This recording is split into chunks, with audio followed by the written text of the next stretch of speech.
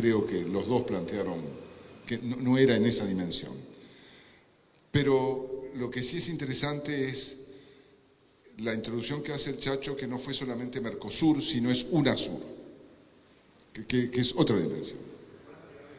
Y esta dimensión de UNASUR plantea otros temas, otros problemas, y es un proyecto estratégico que quizás al 2111 eso sea posible, pero la única manera de construir eso, creo que es en la línea de que ellos plantearon, es a partir de miradas estratégicas, de empezar a construir eso, tratando de salir del falso dilema de la nación y la región. Pensadores regionales, sí, necesitamos muchos caetanos, pero yo soy más optimista. Yo creo que por suerte tenemos muchos pensadores regionales en diversos países. Los tenemos en Brasil, los tenemos en Paraguay, los tenemos en Colombia, los tenemos en Perú. Simplemente los tenemos que congregar. Un futuro panel que se pueda hacer que en el encuentro sea traer a esos pensadores regionales y convocarlos junto con ¿no? y a LADI. Esto simplemente porque no me podía callar, soy el dueño de casa, abuso del micrófono, pero son ustedes los que tienen las palabras, si quieren intervenir. Acá hay muchos pensadores que también pueden intervenir.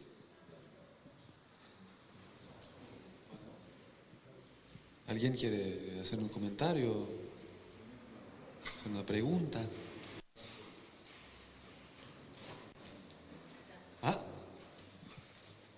bien. ¿Podría presentarse antes de...? Mi nombre es Ricardo y soy profesor de filosofía. Creo que hay tres grandes fuerzas desintegradoras que la vemos todos los días, ¿no? La primera es el capital internacional de las multinacionales. Está claro que nos estamos arrancando los ojos por los capitales que vienen de afuera, como los nuevos mesías de este tiempo, los grandes salvadores. Por otro lado, un tema que no se mencionó, una fuerza desintegradora que viene de adentro, que es el narcotráfico, que no tiene, como se nos quiere hacer pensar, que tiene una conexión solo con la izquierda, sino que es un problema global. O sea, todos los problemas estos que te voy a plantear son globales. Y no es un problema ya de derecha e izquierda. El narcotráfico no tiene ideologías. Acá en Uruguay ya vimos que hay grandes estudios de abogados, lavan dinero, y dinero que termina después depositado en los bancos, en los grandes bancos del mundo, ¿no? Un tema que poco se habla. Y el tercer polo de desintegración es el pensamiento conservador, ese pensamiento que tiene viejos compromisos con los imperios y que es muy difícil de cambiarle su voluntad, de ser lacayos, ¿no? Entonces, son tres fuerzas desintegradoras que hay que tener en cuenta.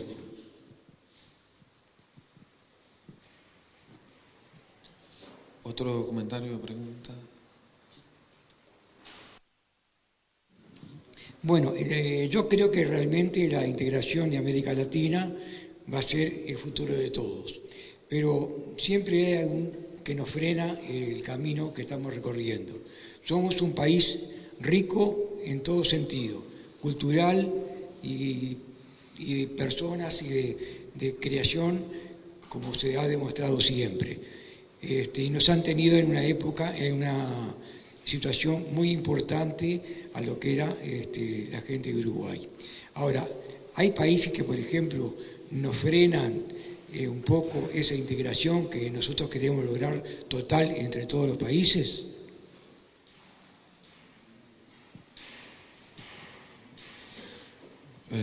¿Otras preguntas, comentarios?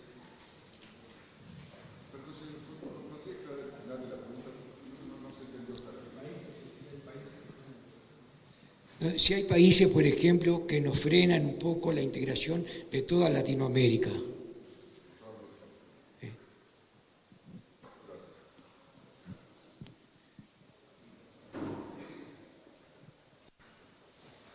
¿Otras preguntas, comentarios? ¿No?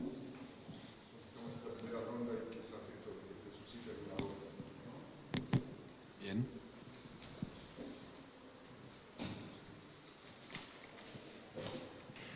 Empiezo por bueno, la primera fue una reflexión, comparto. Me parece que otra característica que yo no nombré, que yo no describí, importante de Sudamérica, de América Latina, pero de Sudamérica, que no está pasando en el mundo y que dentro de todo nosotros la estamos llevando bien, que en nuestra región logramos un equilibrio entre la política y los mercados. No digo disciplinar a los mercados, pero hemos recolocado a la política, por lo menos en un lugar donde los mercados no se la llevan por delante. Y esto es un tema, esto es muy importante, porque los gobiernos conservadores se piensan como, básicamente, como gerentes de los intereses de los sectores más concentrados de la economía. Y son los mercados los que gobiernan. La gente vota a gobiernos que terminan haciendo lo que piden los mercados. Esto es Europa hoy. Esto es en parte los conflictos que enfrenta Obama en Estados Unidos. Por eso la decepción sobre el gobierno de Obama.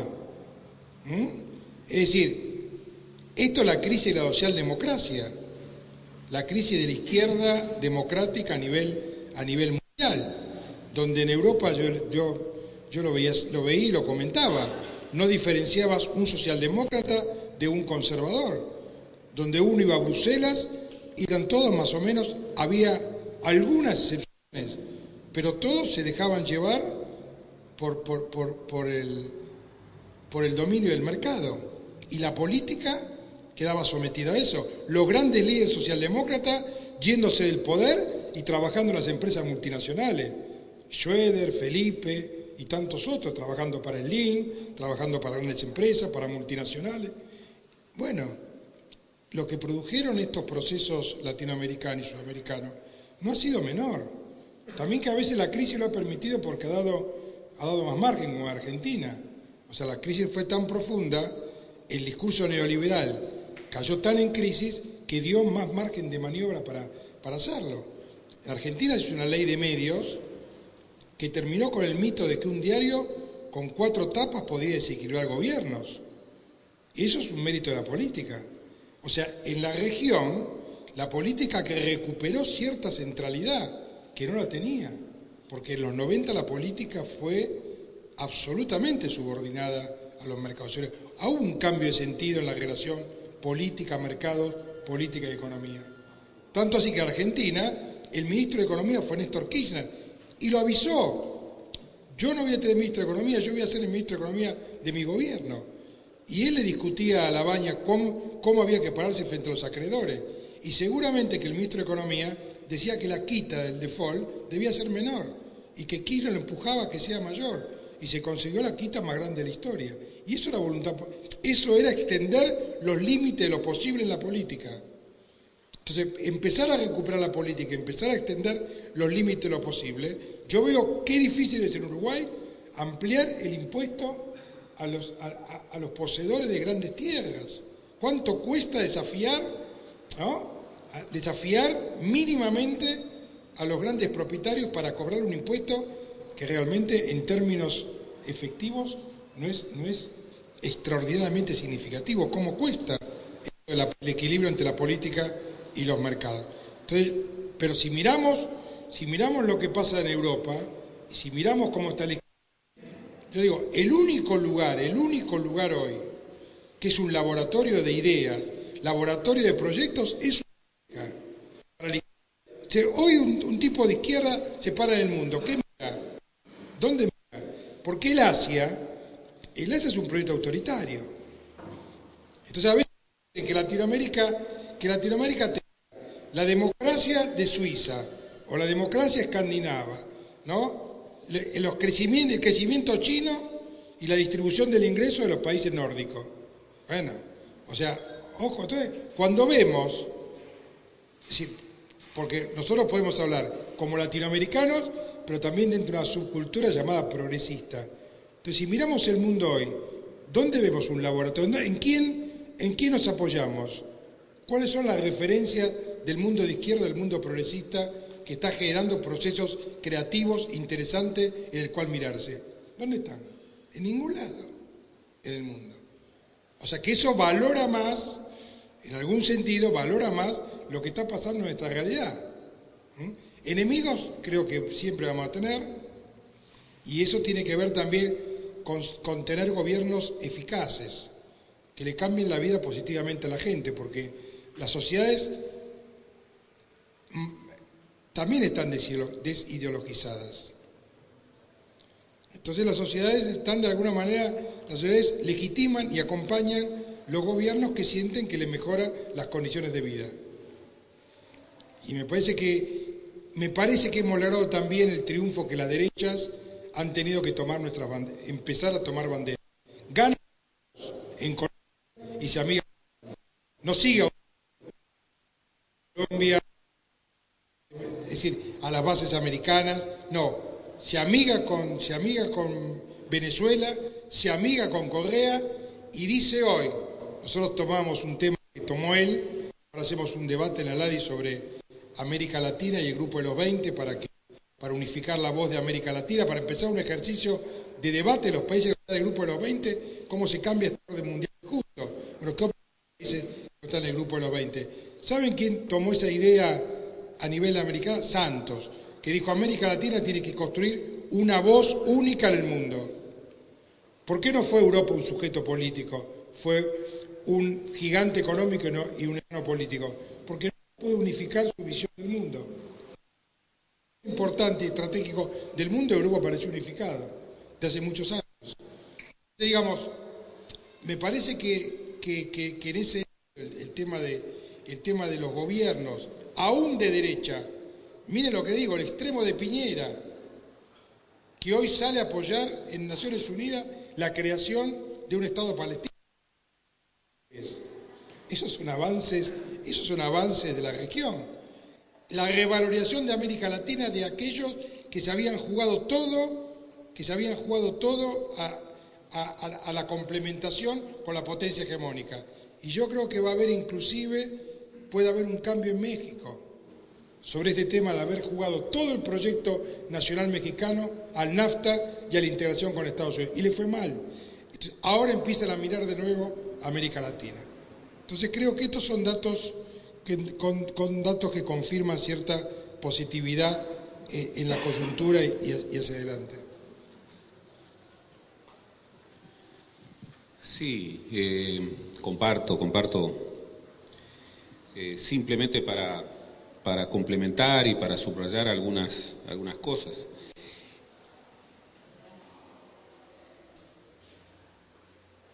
Ha ocurrido algo bastante interesante, que es cuando nace el Mercosur, a nadie se le hubiera ocurrido que defender el Mercosur era una postura de izquierda.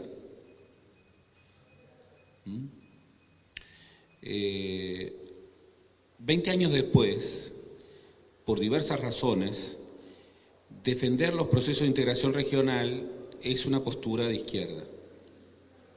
Y en los procesos electorales que hemos visto, uno de los ejes de confrontación, por ejemplo en Brasil, José Serra planteaba, Brasil tiene una vocación de actor global, debe desatarse de la región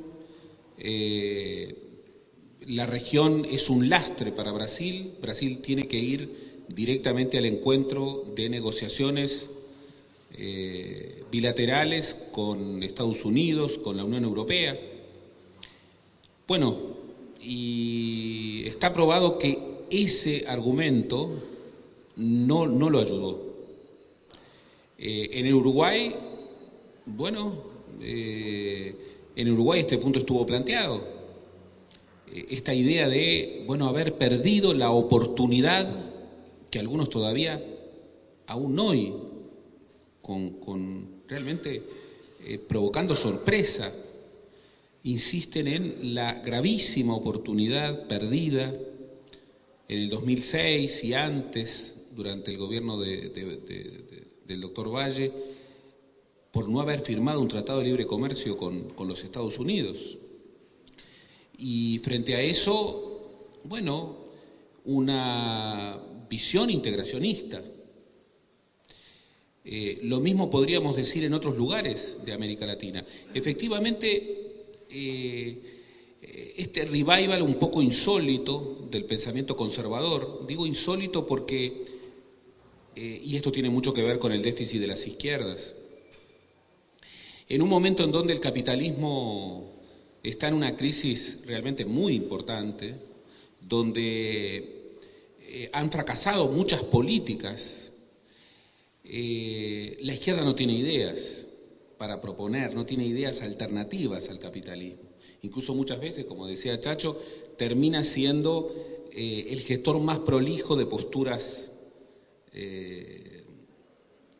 francamente de derecha. Esta sobrevida de ciertas ideas de capitalismo salvaje que, entre otras cosas, ponen al desnudo, bueno, la falta de ideas de la izquierda. Esto en Europa es extraordinariamente claro. Es muy impresionante ver a Europa, digamos, en una situación realmente trágica y a la socialdemocracia sin tener propuestas. Una Europa en donde el pensamiento conservador está predominando, pero está ganando batallas prácticamente sin enfrentar interlocutores.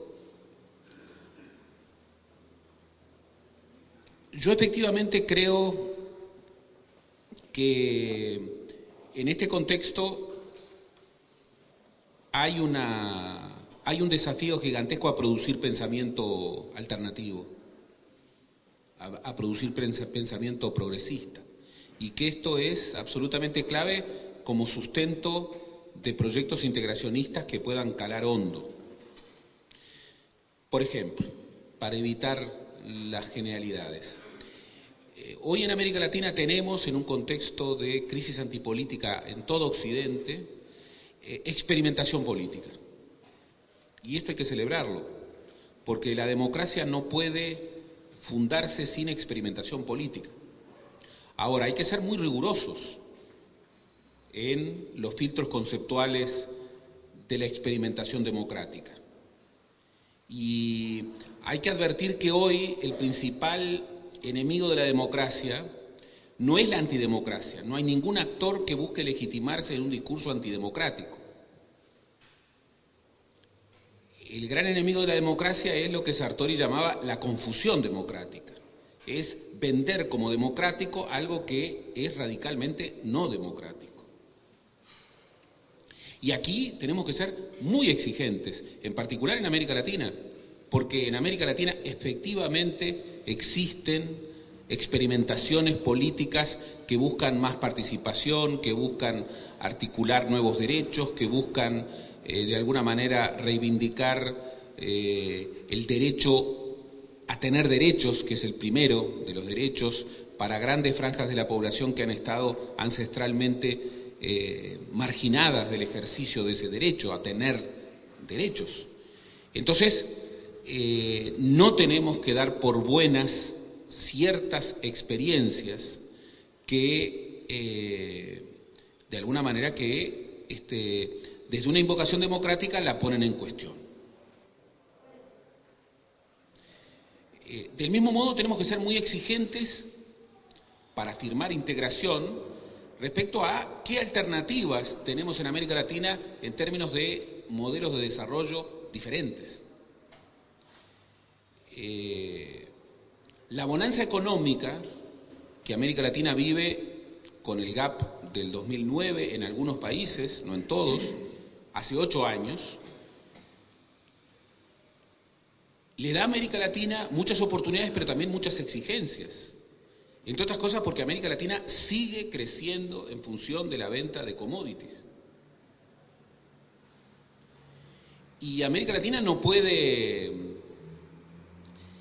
vivir el espejismo de creer que lo bueno que tiene la diversificación comercial con la incorporación de grandes compradores en los mercados mundiales, como China, como la India, no puede creer o no puede aceptar que estos nuevos compradores tienen tratos más benévolos que los viejos compradores. China, que es el gran factor de crecimiento de América Latina, ¿qué es lo que está comprando en América Latina? Alimentos sin procesar y minerales sin procesar. Es decir, el viejo estatuto colonialista. Nosotros tenemos que rediscutir nuestro modelo de crecimiento.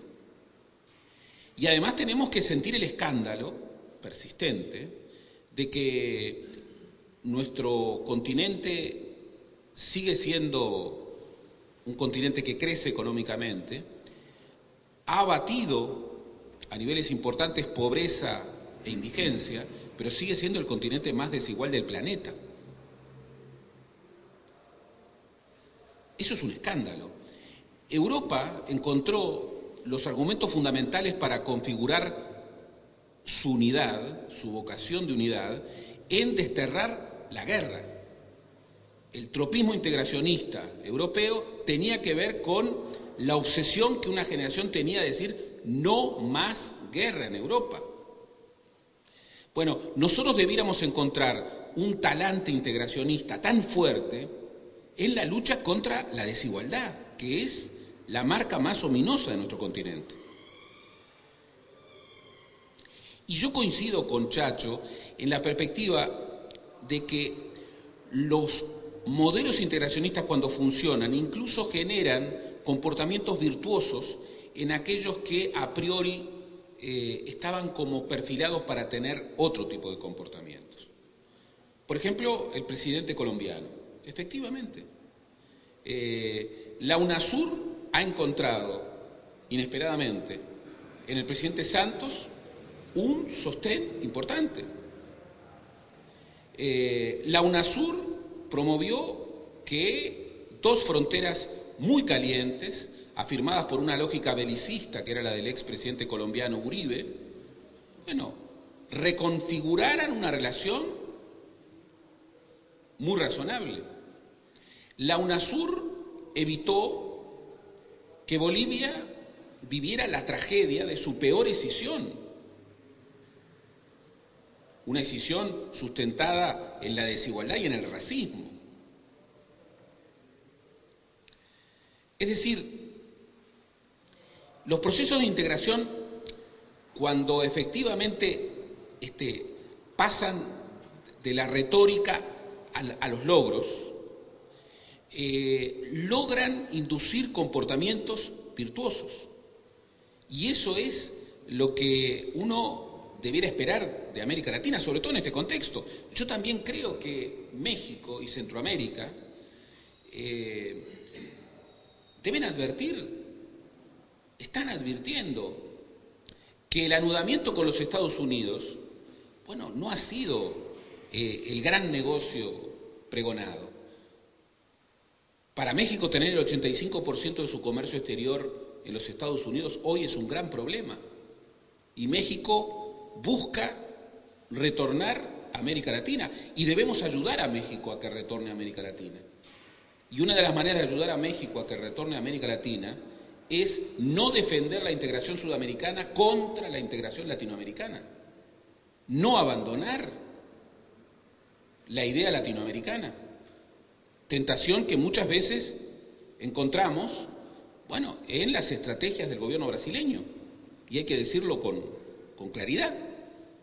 Yo quiero la UNASUR, pero no la quiero alternativa al Mercosur y tampoco la quiero alternativa a ciertas articulaciones que podemos tener con dificultades con América Latina toda. Es cierto que Centroamérica y parte del Caribe, República Dominicana, México, han firmado tratados de libre comercio con los Estados Unidos, han firmado acuerdos comerciales con la Unión Europea, y que eso, reduce severamente las posibilidades de articulación, de integración con América del Sur.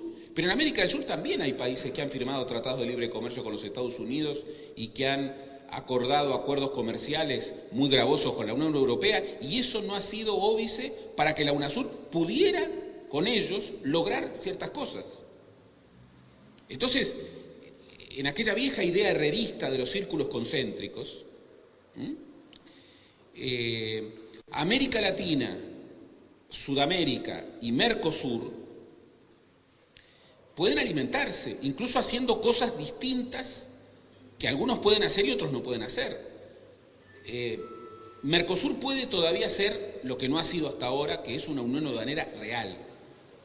Eso no lo puede hacer Sudamérica y no lo puede hacer América Latina. En esa perspectiva entiendo que efectivamente hay quienes creen que los grandes procesos de integración no necesitan pensamiento. Yo hace muchos años, en la década de los 90, le pregunté a un colega argentino que participaba en las reuniones de la Tercera Vía,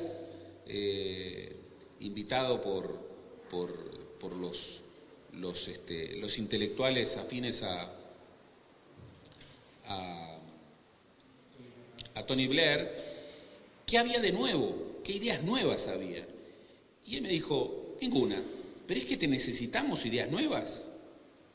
Bueno, yo creo que ahí estaba desnuda la casi nula vocación transformadora que terminó en la erosión definitiva de la llamada Tercera Vía. La transformación siempre necesita ideas nuevas. Algo que diferencia el pensamiento progresista del pensamiento conservador es que el pensamiento conservador no necesita ideas nuevas. El pensamiento progresista siempre necesita ideas nuevas. Y además, como decía Keynes también, no solamente necesita ideas nuevas, sino que necesita también dejar ideas viejas. Tan importante a veces es dejar ideas viejas como tener ideas nuevas. Bueno, nosotros necesitamos en América Latina, para el futuro de la integración, construir usinas de pensamiento, generar espacios de prospectiva, reflexionar con rigor sobre procesos que están teniendo lugar en el mundo. Yo celebro tenerlo a Chacho en la LADI, es realmente un lujo, y además es un lujo que se concreta de inmediato en acciones. Me acaba de anunciar, LADI va a tener un observatorio de China, sobre China. Bueno, era necesario, llegamos tarde, pero llegamos, y hacerlo con rigor, con pensamiento nuevo. ¿Y si hay países que frenan la integración en América Latina? Eso es una buena pregunta. Pero fíjense ustedes,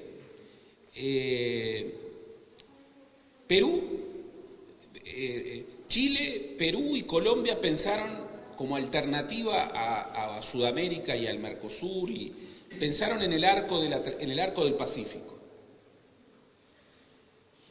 Y ven ustedes, en Perú, un país que en 10 años duplicó su producto, sin embargo la injusticia social hizo que un presidente exitoso en lo económico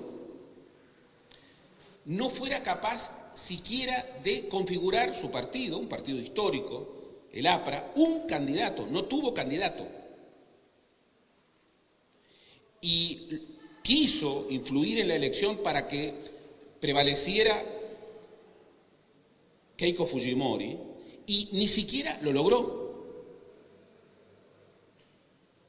O sea que el éxito económico, que no se anuda con justicia social, no asegura continuidad.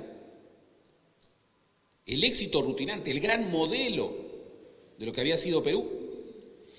Lo que se decía, el uribismo es el Gibraltar norteamericano en América del Sur. Bueno, nos encontramos que el delfín de Uribe, en un contexto nuevo, en América Latina, reacciona hacia adentro y hacia afuera con ciertas medidas que tienden a alejarlo de las peores versiones uribistas. Y aún el fracaso estrepitoso que tanto debiera hacernos reflexionar de la concertación democrática en Chile, una experiencia exitosa que se agotó, una experiencia exitosa que logró bajar la pobreza de Chile, recibió del pinochetismo un país con 45% de pobres, se lo dejó a Piñera con 15% de pobres. En 20 años es una hazaña.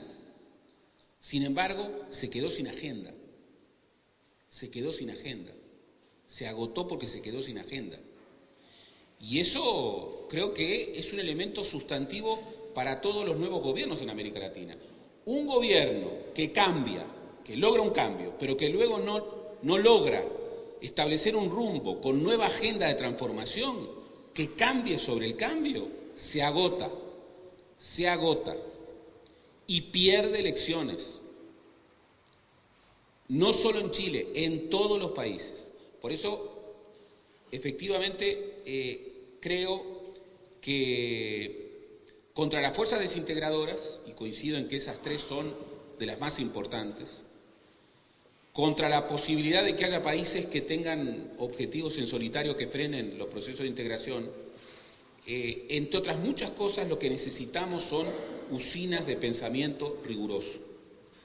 Contra lo que me decía mi amigo en los 90, necesitamos ideas nuevas y también, como decía Keynes, necesitamos también dejar ideas viejas.